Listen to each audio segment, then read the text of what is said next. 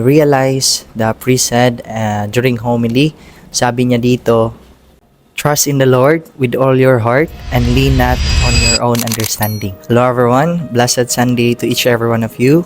And today, we go on a church kasi nga Sunday. So nakasanayan namin na pupunta kami ng church or magsisimba kami every Sunday.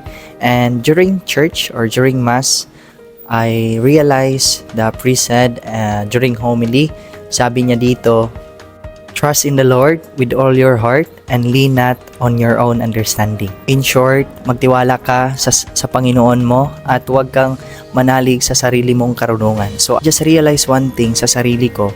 Sobrang dami kong napagdadaanan but time comes when may mga blessings na dumating sa akin, parang nakakalimutan ko yung Panginoon natin. So, it reminds me na every time kung may blessings na dadating sa'yo, huwag mong kakalimutan kung sino yung nagbigay dyan. Kasi sa akin, sobrang blessed ko talaga kasi nandito ako sa Online Business Academy.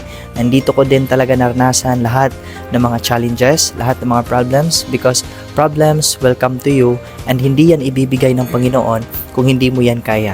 Kaya ito lang yung masasabi ko sa'yo, whatever comes into your life, kahit anong problema or challenges man yan, always believe in God kasi nandito lang siya and nandiyan lang siya palagi na tumitingin sa'yo every single day. May your day with filled peace, love, and God's blessing. So, blessed Sunday to each every one of you.